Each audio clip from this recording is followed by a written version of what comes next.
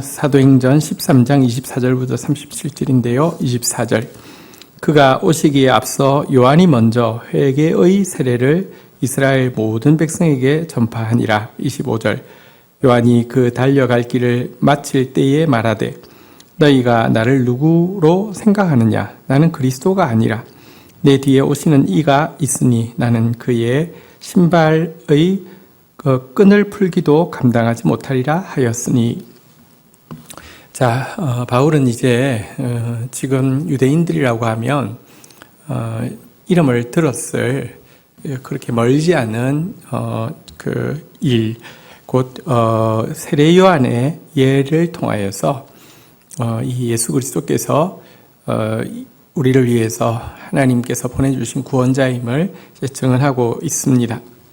당시 유대인들은 세례 요한을 선지자로 여겼고요. 또 그가 전파하는 회개의 세례에 대해서 깊이 공감하였습니다. 그런데 정작 그가 전파하는 회개와 또 그가 전파하는 메시지의 핵심이 무엇인지를 제대로 이해하고 있는 사람들은 드물었습니다.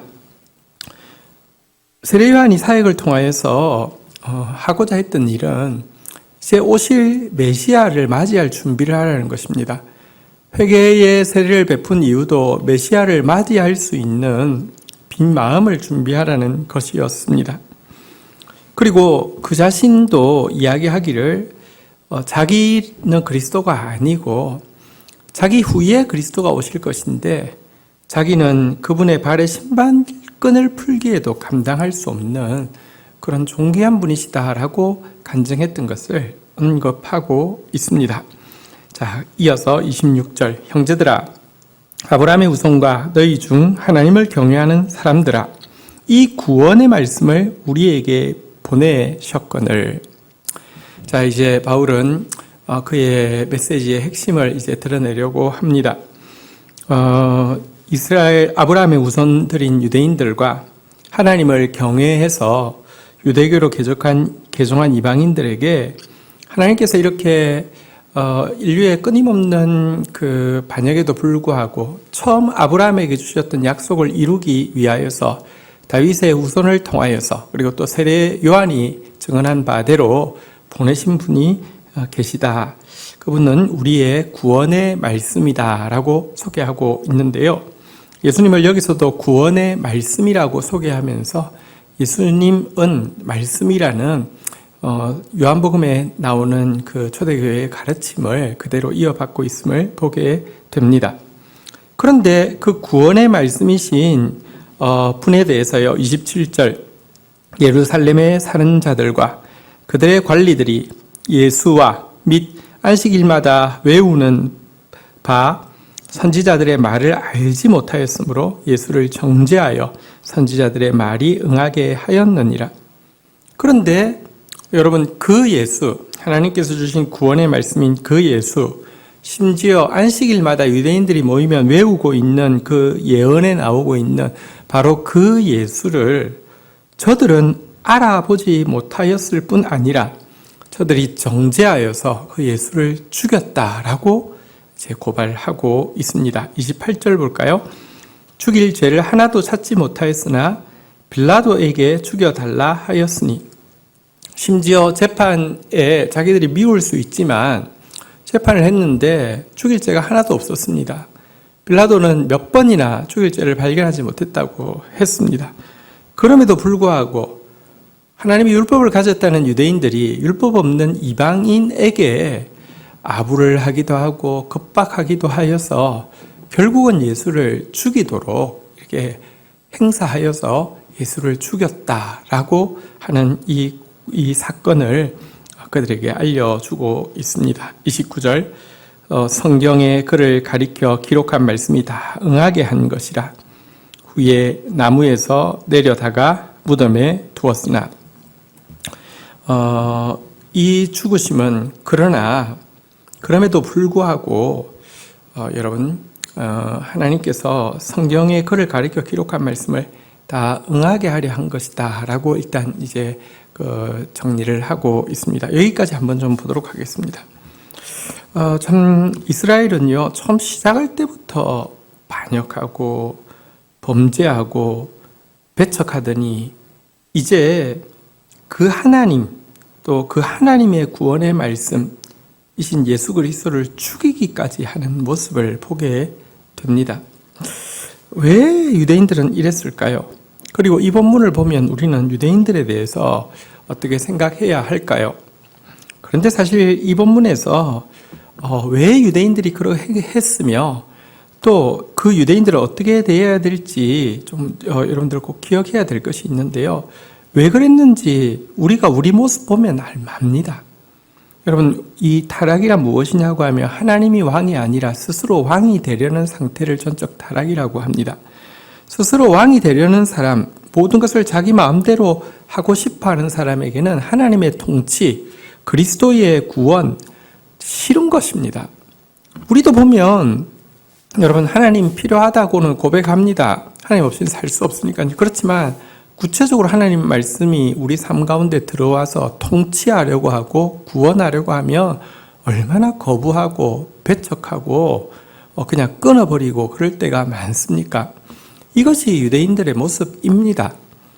그래서 사실 이 모습을 보며 유대인들을 예를 들면 증오한달지 이것은 여러분 유대인들로 표출되어진 내 모습을 보고 내 죄에 대해서 깨닫고 돌이키고 회개하라는 것이지 유대인들을 무슨 혐오하라 이런 것과는 아무 상관이 없는 것입니다.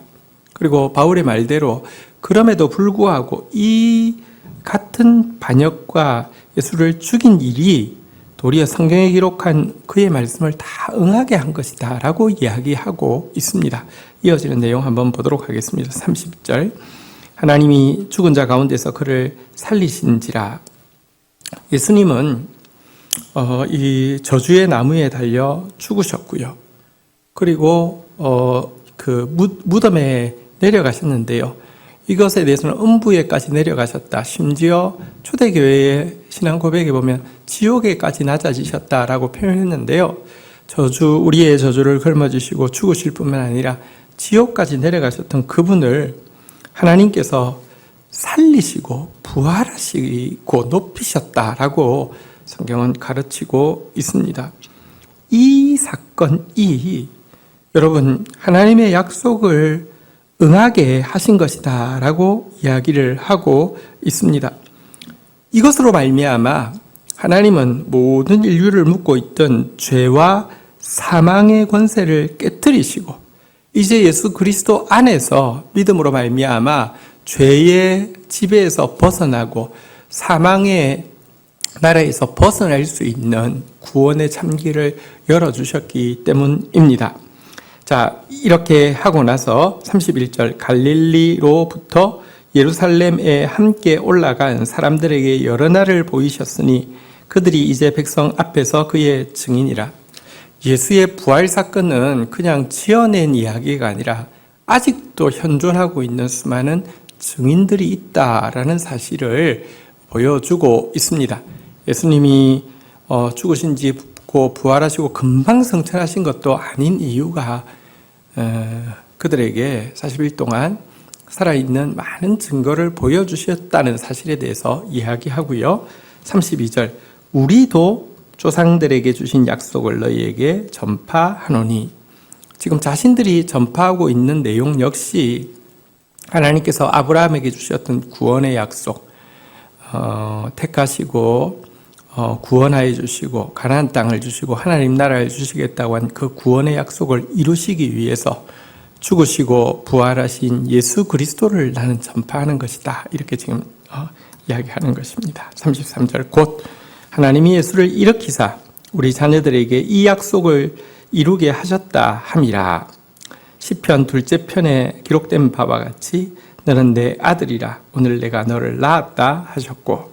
자, 이제 우리는 지금 예수를 전하기 위해서 이 자리에 서 있습니다 라고 이야기하고는요, 유대인들에게 익숙하고 또 유대인들이 알고 있는 성경 구절을 통하여서 이것이 이 믿을 수 없는 사건이 실제임을 그들에게 증언하기 시작합니다.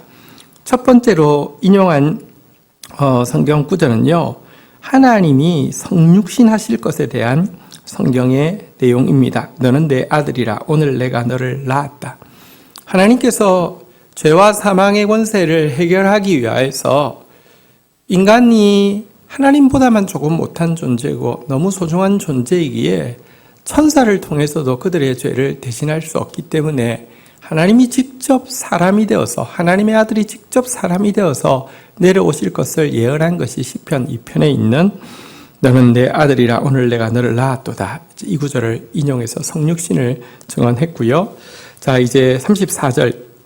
또 하나님께서 죽은 자 가운데서 그를 일으키사 다시 썩음을 당치 않게 하실 것을 가르쳐 이르시되 내가 다윗의 거룩하고 미쁜 은사를 너희에게 주리라 하셨으며 35절 또 다른 시편에 일렀을 때 주의 거룩한 자로 썩음을 당하지 않게 하시리라 하셨느니라. 자, 또 성경 구절 두 개를 인용하고 있는데요. 제가 설명의 그 편의상 밑에 구절부터 먼저 설명하겠습니다. 성육신 하셔서 이 땅에 오신 메시아가 어떻게 되느냐? 죽으실 것인데 썩지 아니하시고 죽으실 것인데 죽음으로 끝나지 않고 부활할 거라고 성경에 예언되어 있다는 것입니다. 그것이 바로 주의 거룩한 자로 썩음을 당하지 않게 하시리라는 시편의 예언입니다. 이 예언, 시편 16편 10절에 나오는 예언을 또 인용하여서 예수의 부활에 대해서 증언하고요. 그 중간에 있는 내가 다윗의 거룩하고 미쁜 은사를 너희에게 주리라. 이 구절은 이사야서 55장 3절의 인용인데요. 너희는 귀를 기울이고 내게로 나와 들으라. 그리하면 너희 영혼이 살리라. 내가 너희를 위하여 영원한 언약을 세우리니 곧 다윗에게 허락한 확실한 은혜니라. 이 구절인데요. 이게 무슨 말이냐고 하면 이 부활하신 예수 그리스도로 말미암는 이 약속은, 구원의 약속은 확실하고 믿을 만한 것이다. 우리의 구원을 확실히 보증하는 것이다. 라고 하는 것입니다. 내가 너희를 위하여 영원한 언약을 맺으리니 곧 다윗에게 허락한 확실한 은혜, 영원한 언약, 확실한 은혜, 이것에 대해서 지금 증언한 내용입니다. 36절. 다윗은 당시에 하나님의 뜻을 따라 섬기다가 잠들어 그 조상들과 함께 묻히어 썩힘을 당하였을 때 37절. 하나님께서 살리신 이는 썩음을 당하지 아니하였나니. 위에서 다윗의 예언을 인용했는데 이게 다윗 자신에 대한 예언이 아니라는 것은 만약에 다윗 자신에 대한 예언이라고 하면 그가 죽었지만 썩음을 당하지 않아야 되는데 그는 썩었잖아요. 그렇다고 하면 그가 예언한 예언은 바로 그의 우선으로 오실 그리스도 예수에 대한 예언이다 라고 이야기하면서 그분의 성육신, 그분의 부활, 그분으로 말미암은 구원의 확실한 은혜에 대해서 증언하고 있는 내용이었습니다.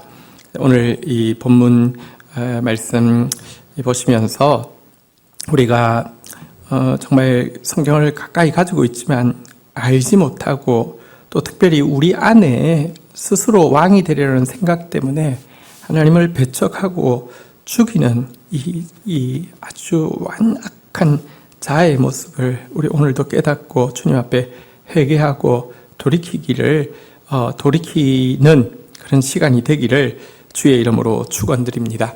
우리의 완악함에도 불구하고 하나님의 말씀이 이루어진다는 것이 얼마나 놀라운 일입니까? 그래서 우리의 완악함에도 불구하고 죄와 사망의 권세를 깨트린다는 것이 얼마나 놀라운 일입니까? 우리를 위하여서 성육신하시고 우리를 위하여서 또 부활하시고 또 우리에게 영원한 언약, 확실한 은혜를 허락하여 주신 것 얼마나 감사합니까? 우리가 사는 길은 그 왕 되신 주를 믿고 신뢰하고 따라가는 것밖에 없습니다. 그런 하루가 되기를 주의 이름으로 축복합니다. 주신 말씀 붙잡고 제가 기도하며 나가도록 하겠습니다. 하나님 아버지 감사합니다. 오늘 말씀을 통하여서 이스라엘 백성들이 안식일마다 외우고 있으면서도 그 뜻을 알지 못하고 또 도리어 이 구원의 말씀을 배척하는 정도가 아니라 죽여버리는 모습도 보게 됩니다. 그리고 그 근저에 우리의 눈을 시퍼렇게 뜨고 있는 자아가 있음도 보게 됩니다. 스스로 왕이 되어서 자기 마음대로 하려고 하는 이 악한 자를 하나님 앞에서 오늘 이 말씀 앞에 폭로되게 하여 주시고 내려놓게 하여 주시고, 하나님 정말 우리의 왕이 되실 분, 우리를 위하여서 낮고 천한 인간의 몸으로 오시고 죽음을 이기고 부활하셔서 영원한 언약, 확실한 은혜를 허락하여 주신 예수 그리스도만을 왕으로 모시고 나아가는 저희들 되어지게 인도하여 주옵소서. 우리의 악함도 우리의 실패도 당신의 언약과 당신의 말씀을 깨트릴 수 없음을 인하여서 감사하고 감사합니다. 주께 굴복하며 그 은혜와 그 구원 안에 속한 자로서 행복을 누릴 수 있도록 은총을 다하여 주옵소서. 예수 그리스도의 이름으로 기도 올립니다. 아멘.